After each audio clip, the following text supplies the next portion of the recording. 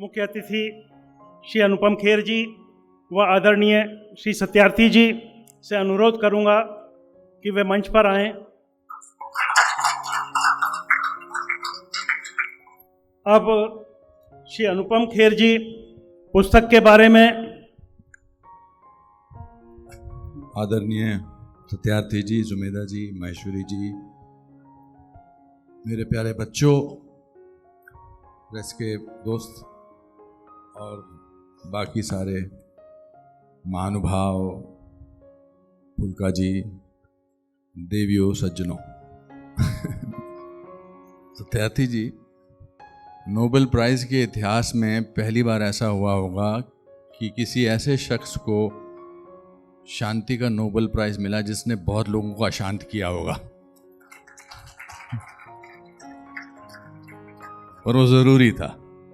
जद्दोजहद, वो लड़ाई जो आपने लड़ी है वो बहुत ही प्रेरणात्मक है।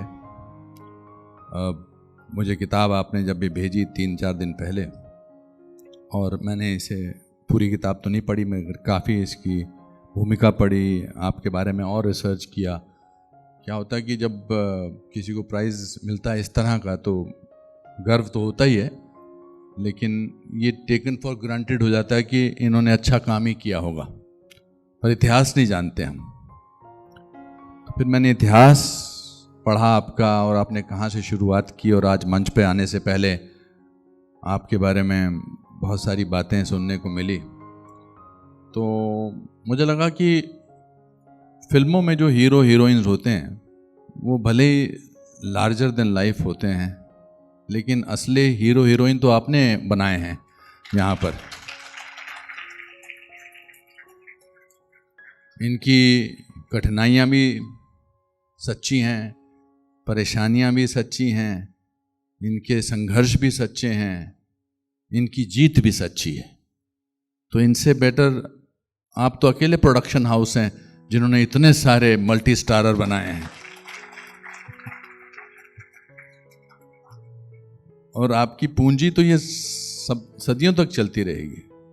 मतलब आपसे ज़्यादा धनी इंसान देश में और कौन हो सकता है जिसके पास ऐसे लोग हैं। तो आप मेरी जिंदगी में पहले क्यों नहीं आए?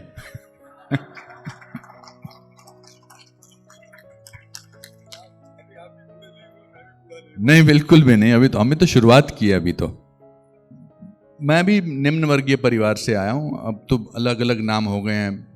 अब बोलते हैं लोअर मिडिल क्लास, फिर अपर मिडिल क्लास, फिर सोशली डिप्राइव्ड क्लास। जब मैं पैदा हुआ, जब मैं बड़ा हुआ, तो दो ही थे, तो या तो गरीब परिवार के थे या आप अमीर परिवार के थे। मैं अपने देश से 8 साल छोटा हूँ। देश आज़ाद हुआ 1947 में, मैं पैदा हुआ 1955 में। आप शायद देश से 7 साल छोटे हैं। तो हम दोनों साथ बड़े हैं, देश साथ बड़ा है। देश मेरा बड़ा भाई कह लीजिए, बड़ी बहन कह लीजिए, हम साथ में बड़े हुए। तो देश के संघर्षों को देखा है, उसकी उपलब्धियों को देखा है, उसमें बहुत सारे बदलाव देखे हैं। इसलिए मेरे देश के प्रति मेरी जो भावनाएं हैं, आपकी जो भावनाएं हैं, यहाँ जो नारे लगे, शायद बहुत सारे आज के लोग नहीं समझते हैं, मगर जब आप साथ में बढ़ते हैं तो बहुत कुछ देखने को मिलता है। फिर अपने संघर्षों से मैं अपने बलबूते पे मुंबई गया, और पिछले 38 सालों में लोगों के प्यार से और भगवान की दुआओं से 532 फिल्में कर ली। मगर वो मेरा मकसद नहीं था ये बताने का। मेरा मकसद था कि 7-8 साल पहले मुझे पता लगा कि ज़िंदगी में फिल्मों के अलावा, एक्टिंग के अलावा भी बहुत सारी चीज़ें इम्पॉर्टेंट हैं। मैं एक शूटिंग के लिए जा रहा था, बड़ा व्यस्त था, तो एक स्कूल बस मैंने उल्टी हुई पड़ी देखी, बिकॉज एक्सीडेंट आ गया था। उसमें जो थे वो स्पेशली डिफरेंटली एबल्ड बच्चे थे, दिलखुश स्पेशल स्कूल के, और उनको सब लोग बड़े एक हैरानी से देख रहे थे। कोई रोक नहीं रहा था गाड़ी, कोई लेके नहीं जा रहा था, और वो चोटें नहीं ज़्यादा आई थी। तो मैंने अपनी गाड़ी रोकी, अपनी बच्चों को गाड़ी में, मैं उनको 3-4 चक्कर काट के गया, और वहाँ से मेरी शुरुआत हुई ऐसे बच्चों के साथ काम करने की, जो अंडर प्रिविलेज थी। मैं इसलिए सारी बातें कह रहा हूं कि मुझे लगता है कि सिर्फ आपने मुझे बतौर अभिनेता यहाँ नहीं बुलाया है, बल्कि इसलिए भी बुलाया कि शायद मेरा भी इन बच्चों के साथ कुछ लेना देना है। पिछले 2008 में फिर मैंने अनुपम खेर फाउंडेशन की स्थापना की और मुझे लगा कि ऐसे कितने सारे बच्चे हैं जो हम स्ट्रीट चिल्ड्रन के बारे में बात करें, आप कितनी कठिनाइयों से इस भाग पे पहुंचते हैं। आपसे सवाल करने से पहले, मैं अपनी स्पीच देने के पहले, मैं आपकी भूमिका के कुछ 2-3 पैराग्राफ पढ़ना चाहता हूं, जिससे लोगों को पता लग जाएगा कि आपने क्या किया है। कभी कभी कहानियां दोबारा रिपीट करनी पड़ती हैं। मेरे पिताजी कहते थे कि तुमको अपनी कहानी बार बार सुनानी पड़ती ताकि तुमको याद रहे कि तुम्हारे पिताजी ने तुम्हारे लिए क्या क्या किया है। तो आज ज़रूरी है, और मैं महेश्वरी जी आपको भी धन्यवाद देना चाहता हूं कि आपने ऐसी किताब को प्रकाशित किया है।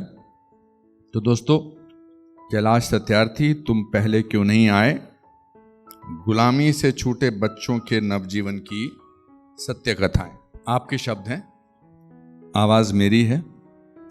इस किताब को कागज़ पर लिखे जाने में भले ही 12-13 साल लगे हों, लेकिन इसमें लिखी गई कहानियों को मेरे हृदय पटल पर अंकित होने में 40 सालों से भी ज़्यादा का वक्त लगा है।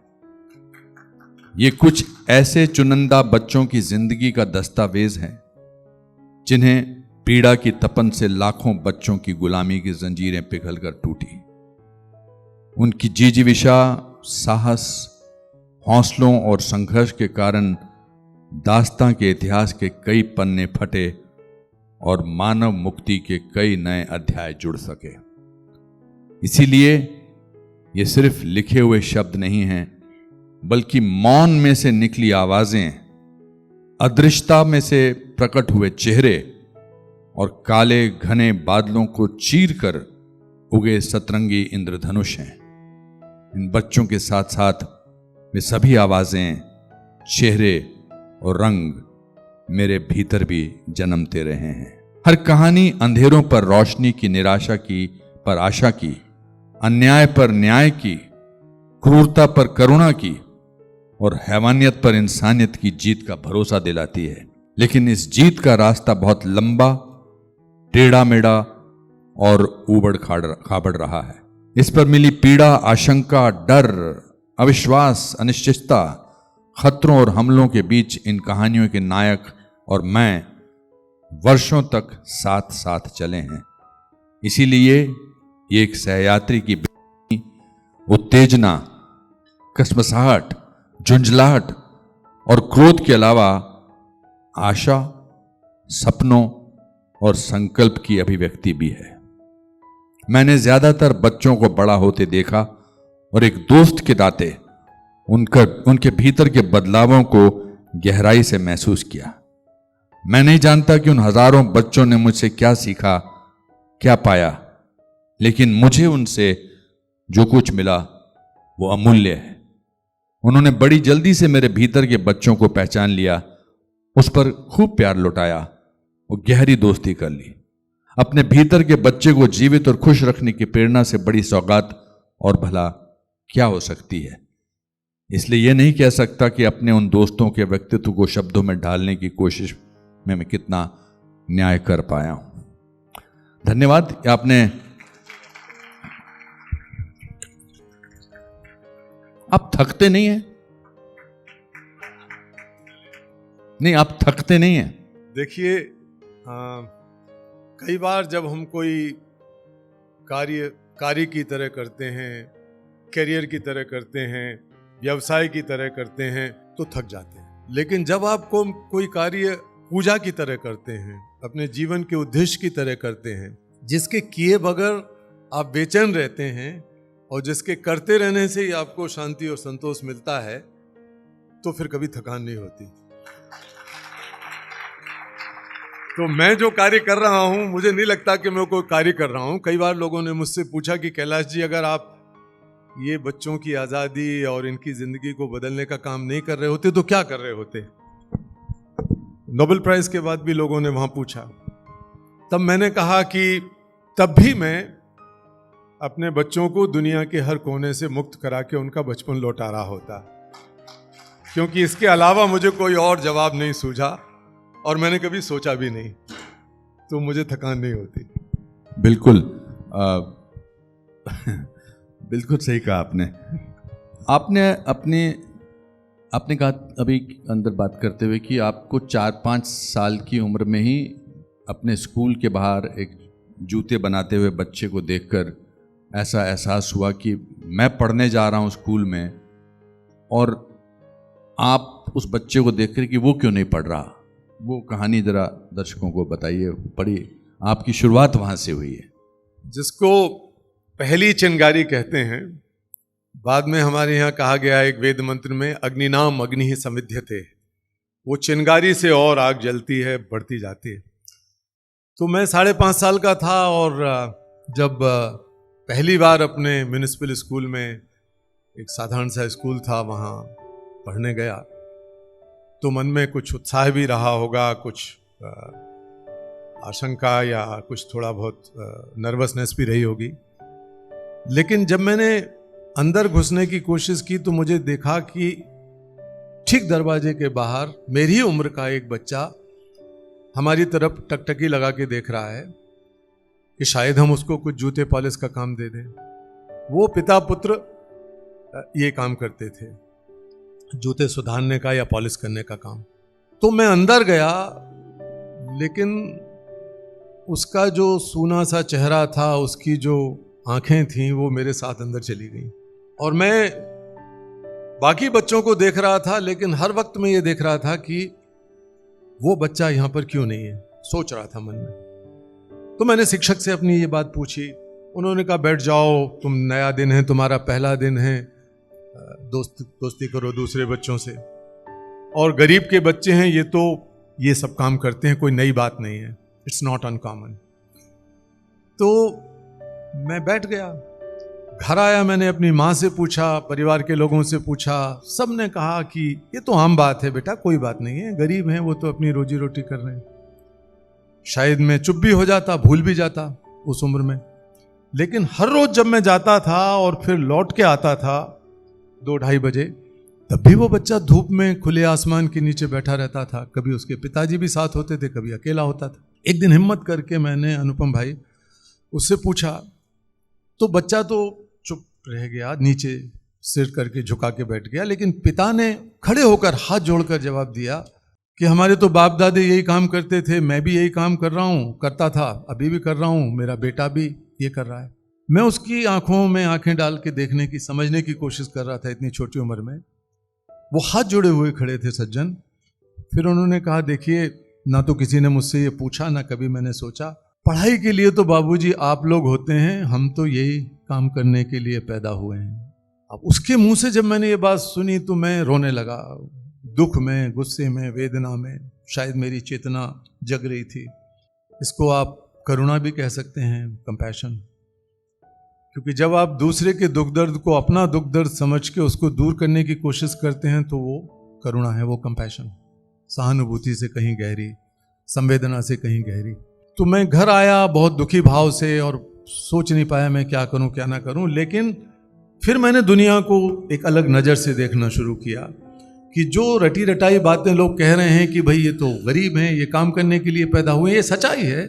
लेकिन इस सच्चाई को बदला भी जा सकता है, क्योंकि ये सदियों से चली आ रही परंपरा का या सोच का हिस्सा बना हुआ है। इसको हमें बदलना है। क्योंकि मैं बहुत ईश्वरवादी आदमी हूं। मुझे लगा कि अगर परमात्मा ने हम सबको पैदा किया है, एक जैसा पैदा किया है, एक जैसे हाथ पांव, आंख कान नाक मुंह सब दिया है, तो ये जो गड़बड़ है ये आदमी की बनाई हुई गड़बड़ है, ईश्वर की गड़बड़ नहीं हो सकती है। तो मुझे अगर ईश्वर का काम करना है, ईश्वर की भक्ति करना है, तो आदमी ने ईश्वर की बनाई हुई जिस व्यवस्था को गड़बड़ा दिया है उसको ठीक करने का काम मुझे करना चाहिए। और फिर वो मेरे जीवन का हिस्सा बन गया। इस किताब में 12 कहानियां हैं जी। आपके पास तो हजारों कहानियां होंगी, आपने ये 12 कहानियां ही क्यों चुनी? इसमें हालांकि हर कहानी में कुछ और बच्चों का भी जिक्र है, तकरीबन 100 बच्चे इस हर जुड़ के आगे होंगे जी। बट आपके लिए चयन करना मुश्किल था कि मैं यही कहानियां लिखूंगा या इन कहानियों के बारे में इसका जिक्र करूंगा? इसके 2 कारण थे। एक तो ये कि जिन बच्चों के साथ जैसा मैंने लिखा, आपने पढ़ा कि मेरे लिए ये कहानियाँ नहीं थी, मैं इनका सहयात्री था।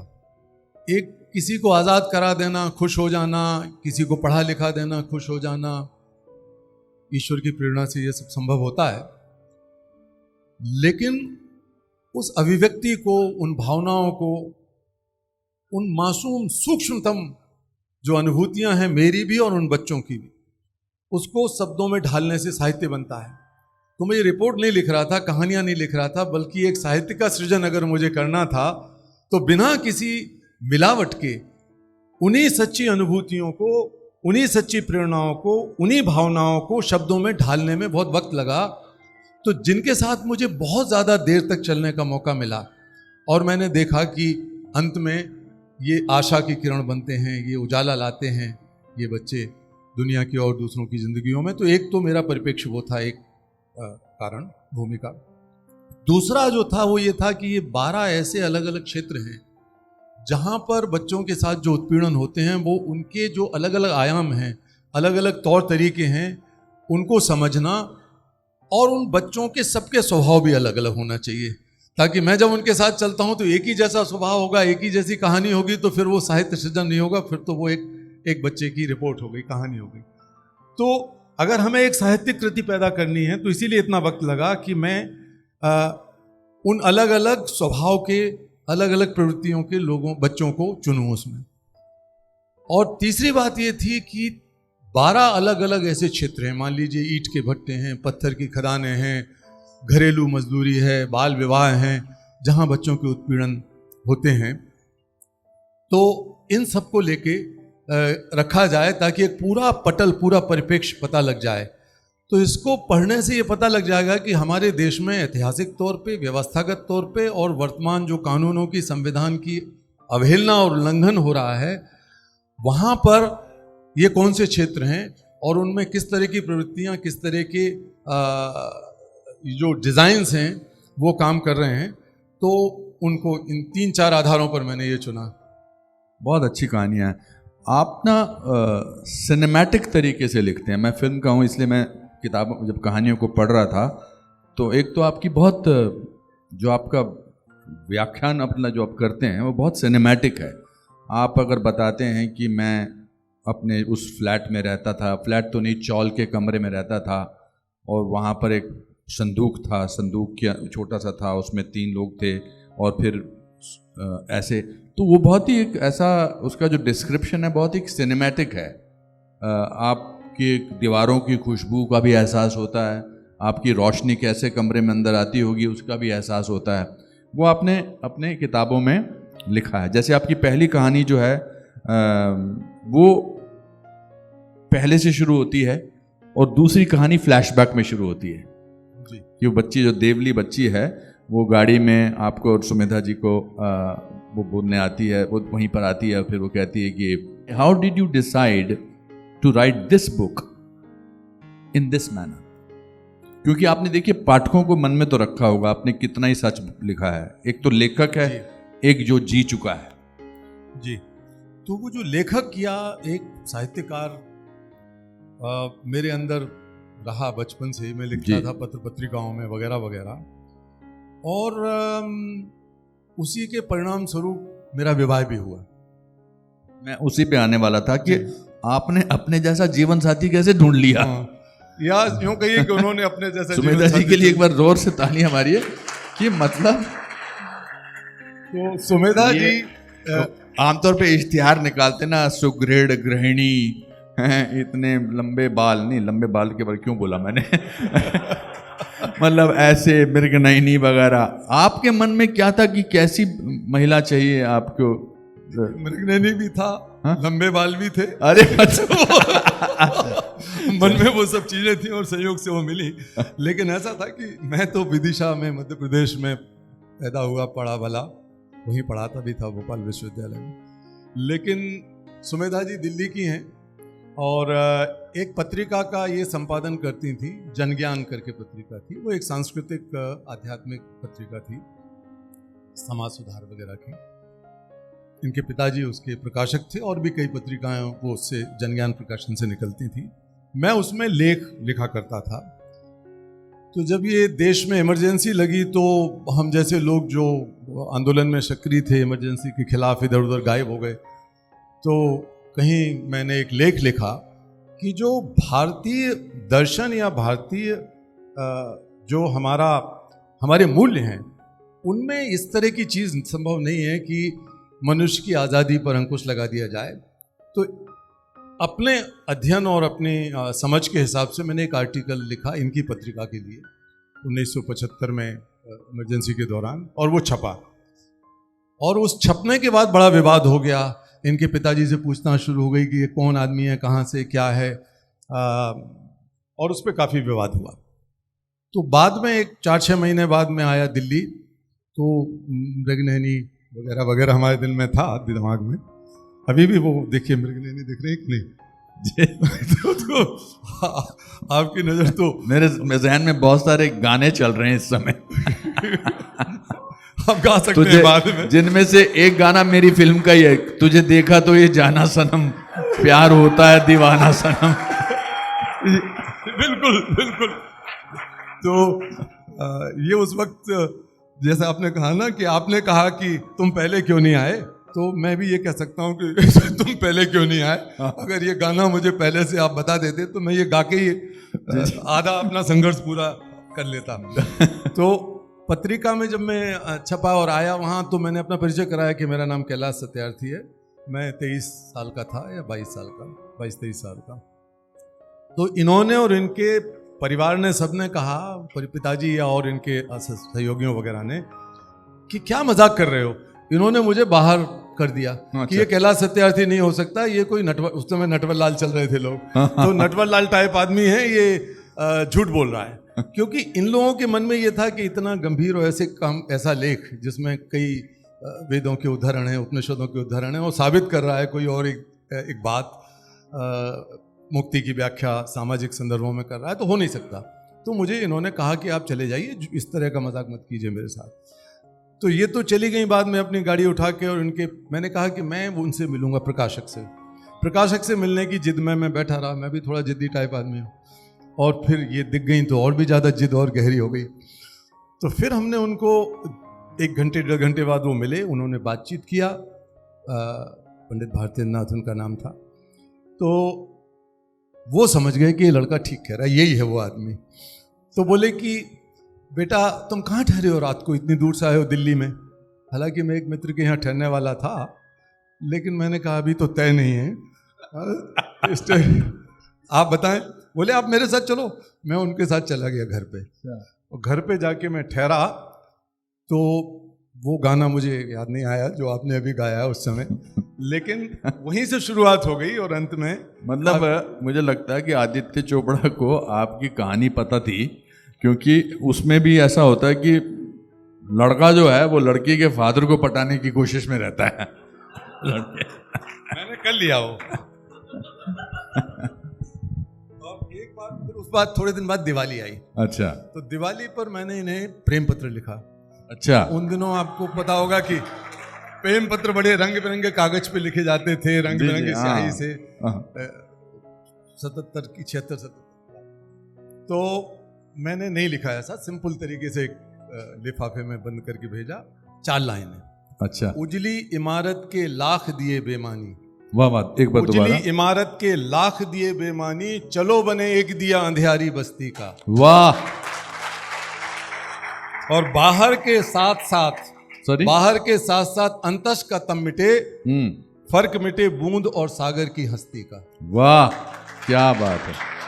तो अब क्या था, वो तो अब हो गया। इनको भी लगा, वहीं से और ज्यादा शुरुआत हो गई, और धीरे धीरे लगने लगा कि उसका जवाब आएगा। और जवाब आया तो फिर विवाह तक जा पहुंचा। क्या बात है, बहुत अच्छे। और ये आज भी फ्लैशबैक में जाके वैसे ही शर्मा रही हैं जैसे उस दिन शर्मा रही होंगी। बट चलिए, बट बहुत एक खूबसूरती से आपने, you have a great sense of humour also, you have a great sense of description also, and you have a beautiful heart, and ये कॉम्बिनेशन बड़ा लीथल होता है। And the family is also with you. जिस हिसाब से आपकी बहू आपकी अपनी सास को गले लगा रही हैं और उनके साथ मुस्कुरा रही हैं। कितना अच्छा वातावरण आपने क्रिएट किया, ये बहुत ही अच्छी सीखने वाली चीज़ें हैं। तो एक जिसे कहते हैं ना कि एक ऐड आती है द कंप्लीट मैन, तो ये आप पर सूट कर होता है। और मैं इसके लिए देखिए, आप हर तरह के रोल कर चुके हैं जीवन में, और मैं जानता हूं कि जिस वक्त आप जैसे कुछ गिने चुने लोग कोई भूमिका अदा कर रहे होते हैं तो उसके साथ इतना रच बस जाते हैं कि ये पता करना मुश्किल हो जाता है। अभी मेरे 7 साल के पोते से मेरा बेटा परिचय करा रहा था अनुपम भाई का, तो कहा कि ये धोनी के पिताजी थे। धोनी की कोई फिल्म देखी उन्होंने, तो अब वो इनको इनकी तरह नहीं पहचान रहा, वो धोनी के पिताजी की तरह ही जान रहा है, 7 साल का बच्चा। तो पूरे देश के करोड़ों लोग ऐसे ही जानते हैं। तो इतने सारी भूमिकाओं में रोल करने वाले आप जैसे व्यक्ति ने अगर ये प्रमाणित किया है कि मैं एक कंप्लीट मैन की तरह हूं, तो मैं मान ले रहा हूं। बिल्कुल नहीं, मैं तो मुख्य अतिथि हूँ। अब इससे ज़्यादा तो मैं ऊपर जा नहीं सकता हूँ, तो मुझे झूठ बोलने की कोई ज़रूरत ही नहीं है। मैं बड़े डंके की चोट से कह सकता हूँ। आपसे अंदर मैंने पूछा कि इसके बाद आप शायद जिक्र किया आप आत्मकथा लिखने वाले हैं। अब शायद ये मंच वो उसका जिक्र करने का नहीं है, मगर मुझे तो बताया नहीं गया था ये पूछना है ये नहीं पूछना है। हालांकि एक कागज़ दिया था मुझे किसी ने एयरपोर्ट पे कि ये आपके सवाल हैं, मगर मुझे याद नहीं है वो। मैं तो डायलॉग भी अपने चेंज करता रहता हूँ। तो आत्मकथा आपने कहा कि मैंने शीर्षक भी नहीं ढूंढा है और लिख चुके हैं। आजकल बायोपिक बहुत बनती हैं, जो सिनेमा जो है एक बहुत बड़ा माध्यम है। इसका आपको सोच समझ के जवाब देना पड़ेगा। सिनेमा, आपकी कहानी मुझे लगता है कि दुनिया के हर इलाके तक पहुंचनी चाहिए। किताबें बहुत अच्छी हैं, मगर सिनेमा का जो प्रभाव है, या सिनेमा जो है वो डीवीडी पे रहता है, डिजिटल पे जाता है, उसकी शेल्फ लाइफ जो है अनबिलीवेबल होती है।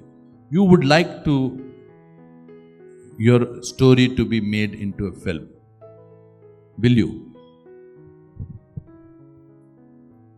आप सिनेमा जगत के बहुत बड़े हस्ती हैं, अगर आप ये सोचते हैं तो ठीक ही। तो फिर मैं आपसे आज एक चीज मांग रहा हूं, मुख्य अतिथि होने के नाते।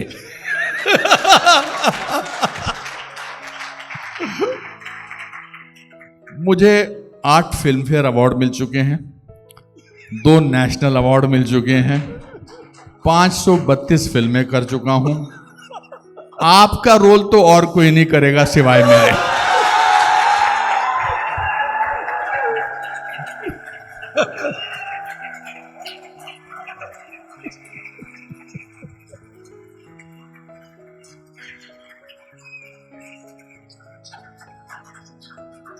तो इतने सारे लोगों के सामने आपने सिर हिलाया, मुझे ऐसा लगा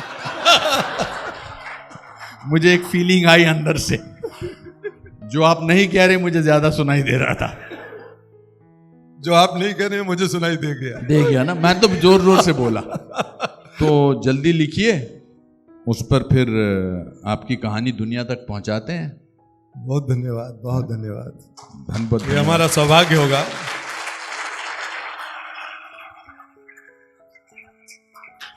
तो देखिए, आप लोगों ने तालियां कम बजाई इस बात पर इनकी।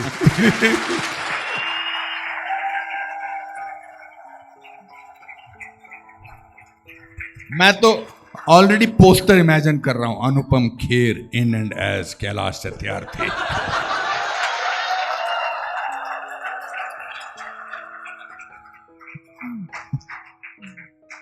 ये पानी लीजिए, पानी पीने की जरूरत पड़ गई सर को।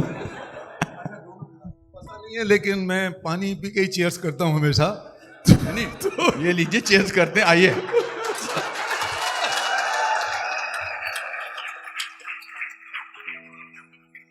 ये ऐसा पानी है जो इतना चढ़ने वाला है मुझ पे।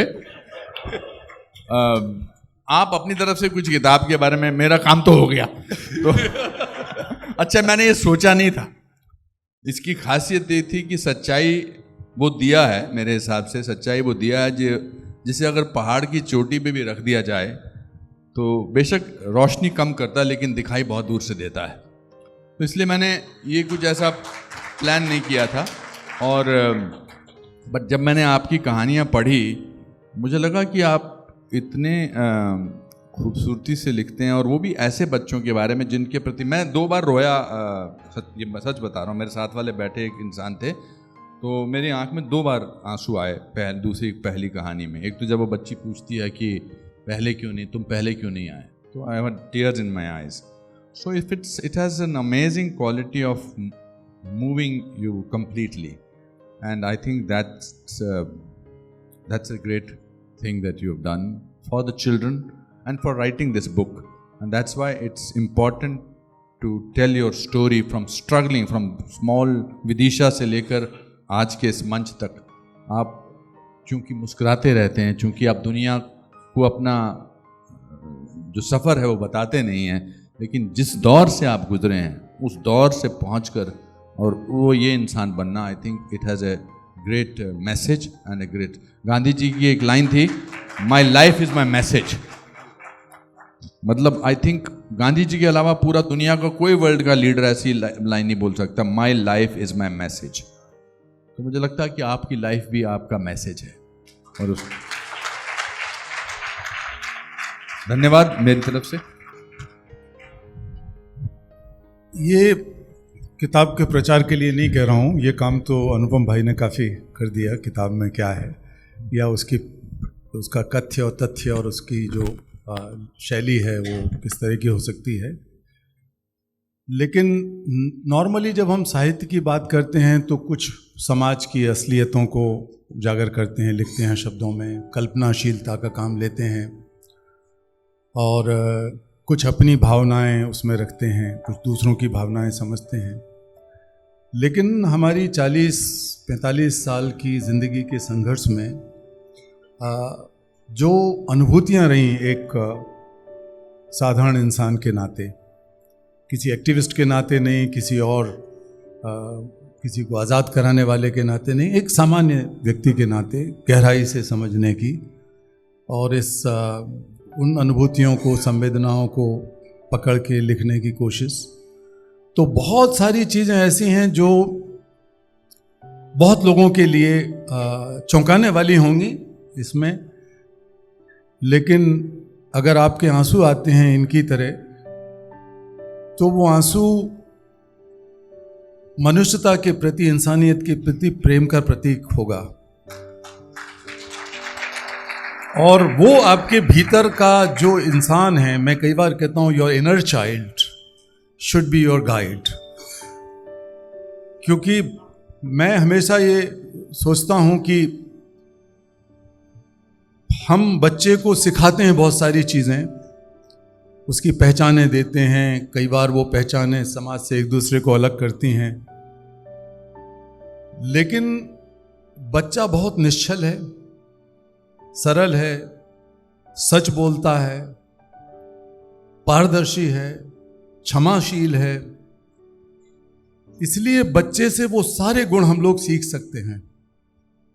और अगर हम अपने बचपन को याद करते हुए, अपने माता पिता, दादा दादी, परिवार, मोहल्ले, गांव को याद करते हुए अपने उस इनर चाइल्ड को, अंदर के बच्चे को जिंदा रखें, तो हम दुनिया को सबसे बेहतरीन दुनिया बना सकते हैं. वाह, बहुत बिल्कुल सही कहा.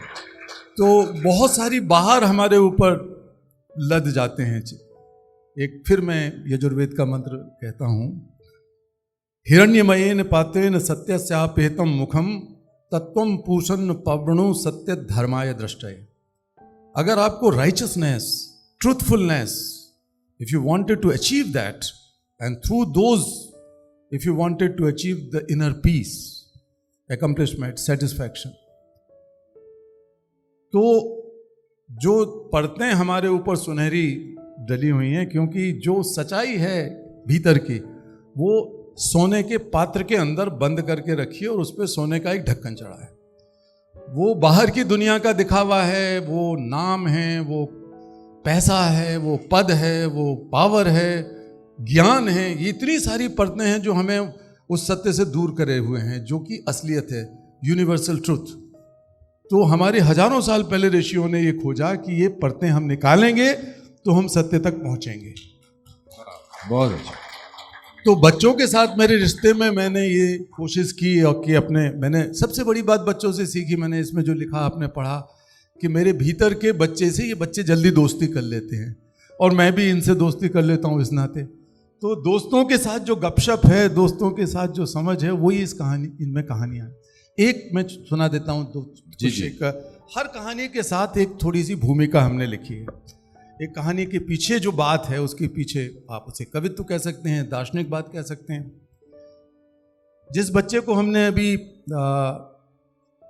श्रद्धांजलि दी, 3 बच्चों को, उनमें एक कालू कुमार है जिसने एक बार जो छूटा था गलीचे में 6-7 साल की गुलामी के बाद, जिसके छूटने पर उसने बताया कि जरा सी गलती करने पर मालिक पीटता था, लेकिन अगर घाव लग जाए या वो मालिक मार दे और उससे घाव लग जाए तो कोई दवा दारू करने के बजाय वो माचिस की तीली का पाउडर भर के उसको जला देता था। तो उसके पूरे शरीर में जलन के भाव थे। लेकिन वो बहुत ही बुद्धिमान, बहुत ही अच्छा बच्चा था, हमारे आश्रम में कई साल रहा और सबकी मदद करता था। तो जब प्रेसिडेंट क्लिंटन प्रेसिडेंट थे तो उस समय कैरी कैनेडी, जो RF कैनेडी की बेटी हैं, उन्होंने एक किताब लिखी, स्पीक ट्रुथ टू पावर। उसमें नेल्सन मंडेला हैं, ये हैं दलाई लामा वगैरह वगैरह। उसमें 25-30 साल पहले उन्होंने मुझे भी उसमें एक पात्र चुना और मेरे ऊपर भी उसमें एक कहानी है इन लोगों के साथ। तो मैंने कहा कि मैं नहीं जाऊंगा। उनको मैंने लिख दिया कि जिन कारणों से मैं हूँ, मेरा अस्तित्व है, मेरा वजूद है, उनमें बच्चे हैं, तो किसी एक बच्चे को भेजूंगा। तो वो बड़े खुश हुए। उन्होंने कहा कि आप आइए, लेकिन किसी बच्चे को ले आइए। तो कालू उसके लिए चुना गया और कालू वहाँ प्रेसिडेंट क्लिंटन ने देखा कि इन लोगों के, इतने बड़े लोगों के बीच में ये बच्चा बैठा हुआ है। बड़े लोग मतलब कई नोबेल लॉरिएट्स थे उस समय उसमें। आई थिंक इट वाज 1995 और 6 ना। तो उन्होंने पूछा कौन है। उसने कहा कि मैं तो एक साधारण बच्चा हूँ, आप दुनिया के सबसे ताकतवर आदमी हैं। आप मुझे बताइए कि आप हम जैसे बच्चों की पढ़ाई, उनका बचपन लौटाने के लिए क्या कर रहे हैं। तो उन्होंने सोचा कि शायद ये जो जिसके साथ आया है उसने समझा के भेजा होगा। तो उन्होंने कहा कि हाँ बेटा, हम लोग ये कर रहे हैं। थोड़ा समझाया उन्होंने, पीठ पे हाथ रख के, उससे प्यार करके। तो उन्होंने कहा कि हमारे बाद जो भी आएगा वो भी ये काम करेगा। उनका आखिरी टर्म था, एक 4-6 महीने बाद चुनाव होने वाले थे वो। तो उसने कहा, कालू ने, कि देखिए, बच्चों के बचपन को लौटाने के लिए, उनके चेहरे पर मुस्कान लाने के लिए अमेरिकी राष्ट्रपति बने रहना या अमेरिकी राष्ट्रपति होना जरूरी नहीं है। ये काम आप बाद में भी कर सकते हैं, क्योंकि मेरे जैसे लोग तो अभी ये काम कर रहे हैं। उसने अपनी बात कही। क्या बात है। और उसका नतीजा ये हुआ कि एक सप्ताह के अंदर जब हम लौट रहे थे तो हमें एयरपोर्ट पर किसी ABC या CNN में देखने को मिला कि प्रेसिडेंट क्लिंटन ने जो दुनिया में, खासकर अफ्रीका के बच्चों के लिए जो अमेरिकी सरकार मदद देती थी, उसको 6 गुना बढ़ा दिया। तो मुझे मेरे मित्रों ने कहा कि जब स्पीक ट्रुथ टू पावर, उन्हीं ने कहा, कैरी कैनेडी ने, कि when a child speaks truth to power, have that courage, then the things change, and that is an example now. तो हमें बड़ा अच्छा लगा। तो वो कालू हमारे साथ काम करता रहा। उसको किसी बड़ी एडवर्टाइज कंपनी ने रखना चाहा, पैसा देना चाहा, नहीं उसने किया। उसने कहा कि मुझे जैसे मुक्त कराया गया है, मैं जब तक भाई साहब के साथ मिलकर देश के हर बच्चे को मुक्त करा के स्कूल में दाखिल नहीं करा देता, मैं कोई सरकारी या किसी प्राइवेट नौकरी में नहीं जाऊंगा। मेरे जीवन का उद्देश्य यही है। दुर्भाग्य ये रहा अनुपम भाई कि वो हमारे संगठन में काम करते हुए, हमारा एक मुक्ति कारवां एक है जो गांव-गांव में जाके लोगों के साथ वो बच्चे रहते हैं, खाते हैं, पीते हैं, सोते हैं और चेतना जगाते हैं उनको कि ये बुराइयां नहीं होना चाहिए, बाल विवाह, बाल यौन शोषण वगैरह। तो वो भी ये काम कर रहा था। बहुत ही अच्छा एक्टर था वो। आज नहीं है वो हमारे बीच में। तो मैंने उसकी कहानी जब लिखी तो एक छोटी सी कविता उसके साथ लिखी। जी जी, ऑफ कोर्स। कहानी तो इसके अंदर है। जिस वक्त उसकी मृत्यु का समय, उसे सांप ने काट लिया। वो एक गांव में ठहरा हुआ था हमारा मुक्ति कारवां। तो वो सुबह सुबह उठा और घूमने गया। ये तो बच्चा मौजूद था वहाँ पर, ऐसे लोग थे, तो उसको सांप ने काट लिया। और फिर बहुत कोशिश हमने करी 10-15 दिन तक, 20 दिन तक, लेकिन बचा नहीं पाया मुझसे। बहुत ज़्यादा किसी ने जहरीले सांप ने काटा था। आज मेरी अधलिखी मगर सबसे खूबसूरत प्यारी सी नन्ही सी सपने सी कविता को काल बनकर डस लिया जहरीले सांप ने। खुले आसमान को, सागर को, लहरों को, धरती को, पर्वत को, अभी अभी फूटी भोर की किरण को, गर्म गर्म आंधी को, ठंडी बयार को, भीतर से ज्वालामुखी बाहर फुहार को, और मेरी अधजली और मेरी अधलिखी नाजुक सी कविता को काल बनकर डस लिया जहरीले सांप ने। मुक्ति के अर्थ को, सफलता के गर्व को, खुद पर विश्वास को, जीत के एहसास को, बचपन की परिभाषा को, आंदोलन की आशा को, और मेरी नन्ही सी प्यारी सी अधलिखी कविता को काल बनकर डस लिया जहरीले सांप ने। हवाओं में घुल चुकी मीठी सरलता को, प्राणों में बस गए सच्चे संकल्प को, चेहरे से कहीं चौड़ी निश्चल मुस्कान को। बहुत बड़ी उसकी मुस्कान थी, मोटी, बड़ा दांत खुल के ऐसा था। निश्चल मुस्कान को, छोटे से जिस्म में बड़े से इंसान को, गुलामी को, दुखों को, निराशा व घृणा को, बार बार रौंद चुके धूल सने पैरों को, और मेरी अधलिखी अनकही नन्ही सी कविता को, कालू को काल बनकर डस लिया जहरीले सांप ने। जहरीले सांप ने काल बनकर डस लिया आज मेरी कविता को, आज मेरे कालू को। लेकिन मैं इससे अंत नहीं करना चाहता। इसमें ऐसी कहानियां हैं, जो बच्चे बैठे हैं जिनके वजह से भारत का कानून बदला। बच्चे घरों में बाल मजदूरी घरेलू बाल मजदूरी हमारे देश में कानूनी अपराध नहीं थी, लेकिन अशरफ जो दूसरा शहीद हुआ है हमारा, बीमारी में उसकी डेथ हुई, वो बड़ा होने के बाद डेथ हुई। लेकिन एक मालिक के जहाँ वो काम करता था, वो एक बड़े IAS ऑफिसर थे, एक मिस्टर खान, और उसने घर में बच्चे का बचा हुआ दूध पी लिया, भूखा था, तो उन्होंने कहा कि हमारे काम के, हमारे धार्मिक समझ के हिसाब से, विश्वास के हिसाब से इसको सज़ा मिलनी चाहिए चोरी की। तो उसको गरम गरम तवे पे हाथ रख के जला दिया, पति पत्नी ने मिलके। वो IAS ऑफिसर था जिस आदमी ने जलाया। तो हमने उस मामले को उठाया, कोर्ट में भी ले गए, और कई तरह की चीज़ें हुई। लेकिन उसका परिणाम ये हुआ कि वहाँ कई लोगों ने, कुछ धार्मिक लोगों ने, मौलवियों ने, कुछ पैसे वाले लोगों ने उसकी माँ को डराया धमकाया। फूल जहाँ उसका नाम था, वो नहीं ढकी, नहीं डरी, नहीं झुकी, पैसे उठा के उसने मुंह पे दे के मार दिए उन लोगों के। और जब वो अल्लाह मियाँ का दुआई दे रहे थे वो लोग, तो उसने कहा कि अल्लाह का असली बंदा मेरा भाई है, मैं तुम्हारी बात नहीं मानती, तुम भले ही मेरे मौलवी क्यों ना हो। और वो नहीं मानी। अंत में वो लड़ाई लड़ी भुवन जी और हमारे वकीलों ने, और फुल्का जी भी हैं, मौजूद हैं। वो सुप्रीम कोर्ट से भी जजमेंट हुए, लेकिन अंत में भारत सरकार को कानून में बदलाव करके घरेलू बाल मजदूरी को पूरी तरह प्रतिबंधित करना पड़ा। इसका श्रेय उसको जाता है, अशरफ को। ऐसी बहुत सारी कहानियां हैं। और आप यहाँ आए और आपने जो सही बात पकड़ी ना, वो यही थी कि आप देश के मूर्धन्य सिनेमा के नायक हैं, भारतीय सिनेमा के। अनुपम खेर जी के नाम के बगैर आप भारतीय सिनेमा को अधूरा ही समझेंगे, आज की तारीख में भी, और आज से 10 साल पहले भी, और 20 साल पहले भी, और आगे आने वाले 10-20 सालों 50 साल तक। तो उस नाते तो हम सब लोग आपको स्नेह करते हैं, दुनिया के करोड़ों लोग आपके चहेते हैं। लेकिन दूसरा जो कारण है वो यही है कि जो मानवीय संवेदना और जो बच्चों के प्रति आपके मन की करुणा, और जो व्यवहार में भी आपने फाउंडेशन बनाकर कि वो दूसरों को प्रेरणा देगी। जो सेलिब्रिटीज़ बन जाते हैं उनको ये प्रेरणा मिलेगी कि हम लोग कहीं भी आगे पहुंच जाएं, लेकिन अगर हमारे बच्चों को हम पीछे छोड़ देंगे तो हम सही मायनों में सभ्य नहीं कहे जाएंगे। अगर आप ट्रेन में जा रहे हैं, कहीं बैठे हैं और बच्चे पीछे छूट गए और आप चले गए आगे, तो how can you leave your children behind? It's not possible. Nobody will call you civilised और कल्चर्ड और इवन ह्यूमन बीइंग। आप अच्छे इंसान हैं ही नहीं अगर आप बच्चे को पीछे छोड़ दिए तो बच्चों को साथ लेके चलें।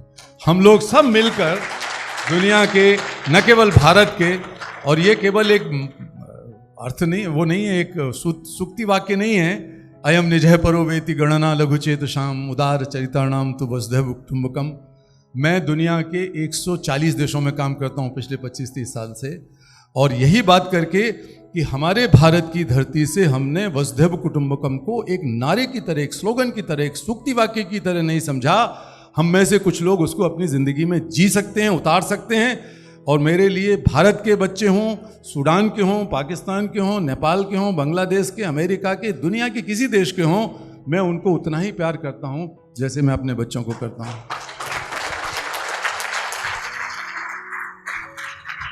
बहुत अच्छा लगा आपसे, बहुत प्रेरणात्मक था आपसे बात करना। बहुत बहुत धन्यवाद। बहुत धन्यवाद, बहुत आपका।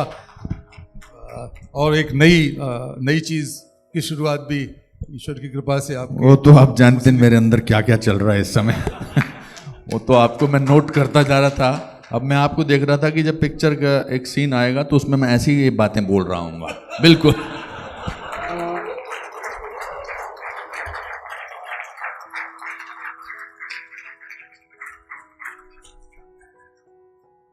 ये थी लेखक के अनुभव, संघर्ष और कलाकार के मन की अंतरंग बात जो आपने सुनी। अब मैं आदरणीय फुल्का जी से अनुरोध करूंगा कि वे आएं और हमारे मुख्य अतिथि श्री अनुपम खेर जी का स्वागत करें।